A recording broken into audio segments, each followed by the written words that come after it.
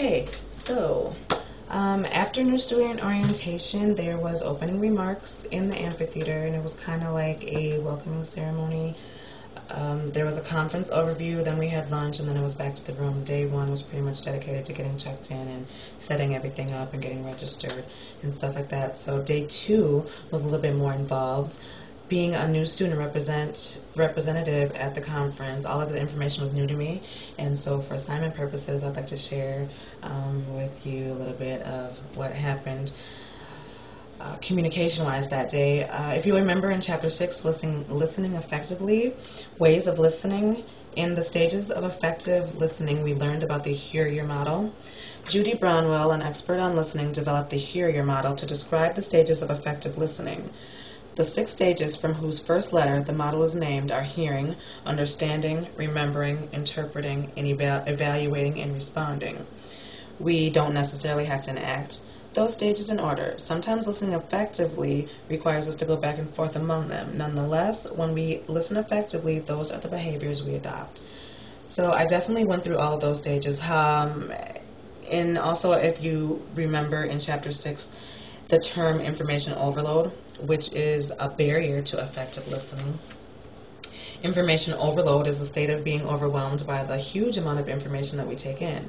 At times, the sheer volume of information we have to attend to seems overwhelming, and it can be difficult to listen effectively. So I definitely say amen to that.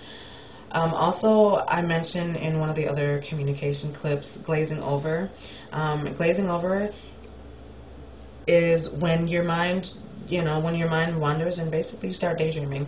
And I noticed that there was a lot of jargon, which you also may remember from Chapter 4, how we use language. Jargon is the technological vocabulary of a certain occupation or profession. So they definitely used language that was, unfamiliar to me, and I think that a lot of that contributed to some of the glazing over that I experienced.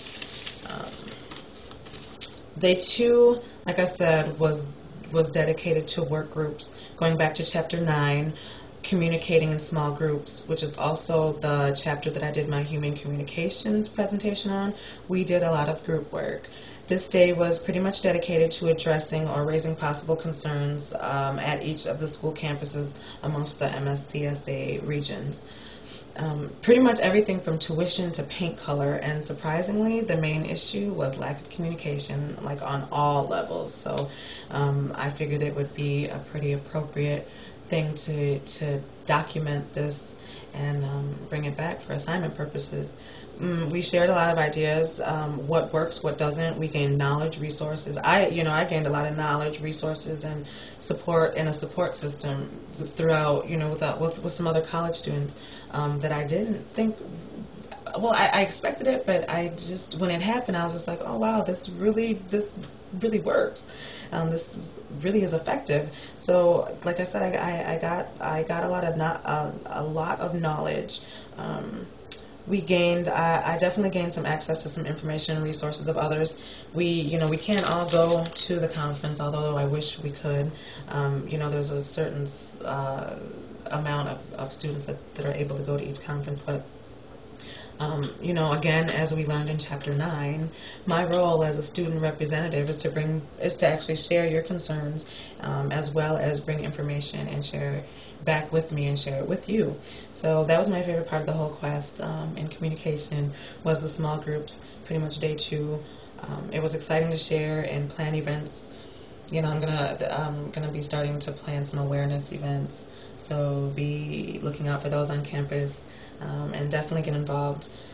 There's a lot of roundtable discussions, question-answer sessions where everyone was involved. It was really productive. I learned a lot, but most importantly, there's no I in team. Again, from my human communications presentation, we all have to work together. Teamwork makes the dream work, and that's pretty much it for day 2. We had dinner, and then we pretty much headed back to the hotel after that. So, yeah.